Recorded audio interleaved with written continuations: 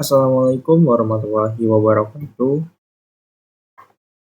Perkenalkan, saya atas nama Tio Duniawan dengan NIM 2403156 dari kelas RMIK 2B angkatan 24. Di sini saya akan mempresentasikan hasil kerja proposal saya bab 1 dengan tema kompetensi 2 yang mengangkat judul yaitu analisis kesiapan kompetensi mawas diri dan pengembangan diri PMIK pada unit pelaporan dalam mendukung implementasi rekam medis elektronik sesuai Permenkes nomor 24 tahun 2022. Kenapa saya ambil judul ini?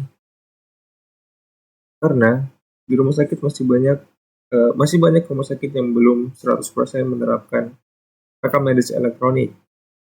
Padahal sudah ditetapkan pada Permenkes nomor 24 tahun 2022 bahwa setiap rumah sakit harus menerapkan rekam medis elektronik. Kemudian ada latar belakang. Rekam medis adalah berkas yang berisikan catatan dan dokumen tentang identitas pasien, hasil pemeriksaan, pengobatan, tindakan, dan pelayanan lain yang telah diberikan kepada pasien. Dokumentasi ini menjadi dasar penyelenggaraan pelayanan kesehatan berkesinambungan berkualitas. Rekam medis berperan sebagai alat bukti hukum yang sah di pengadilan serta menjadi instrumen penting dalam melindungi hukum bagi tenaga kesehatan dan pasien. Oleh karena itu, pengelolaan rekam medis memerlukan tenaga yang kompeten, profesional, sesuai dengan regulasi yang berlaku. Nah, untuk rumusan masalahnya di sini, saya mengambil bagaimana kesiapan kompetensi PMIK dalam mawas diri dan pengembangan diri pada unit pelaporan untuk mendukung implementasi rekam medis elektronik sesuai prosedur rumah sakit. Kemudian untuk tujuan penelitiannya ada dua, yaitu tujuan umum dan tujuan khusus. Untuk tujuan umumnya yaitu menganalisis kesiapan kompetensi PMIK pada aspek mawas diri dan pengembangan diri dalam mendukung implementasi rekam medis elektronik sesuai prosedur rumah sakit dan Permenkes nomor 24 tahun 2022. Kemudian untuk tujuan khususnya di sini ada 5, yaitu yang pertama mengidentifikasi pemahaman PMIK tentang implementasi RME sesuai Permenkes nomor 24 tahun 2022, menganalisis kesiapan kompetensi mawas diri PMIK dalam adopsi RME, menganalisis kesiapan kompetensi pengembangan diri PMIK dalam adopsi RME, mengidentifikasi upaya yang dilakukan PMIK dalam meningkatkan kompetensi di tengah transisi menuju rekam medis elektronik. Kemudian yang terakhir yaitu mengidentifikasi hambatan yang dihadapi PMIK dalam mempersiapkan diri menghadapi implementasi rekam medis elektronik.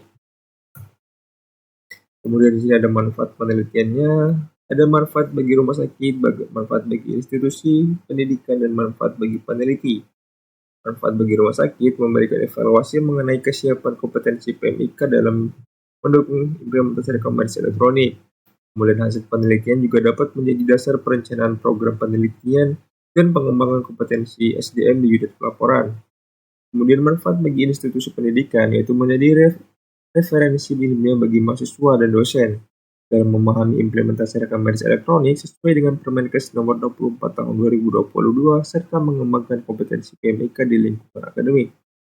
Kemudian yang terakhir yaitu bagi peneliti untuk dapat meningkatkan pengetahuan, wawasan, dan keterampilan peneliti di bidang rekam medis elektronik serta kompetensi mawas diri dan pengembangan diri PMIK pada unit pelaporan. Di sini ada konteks literaturnya.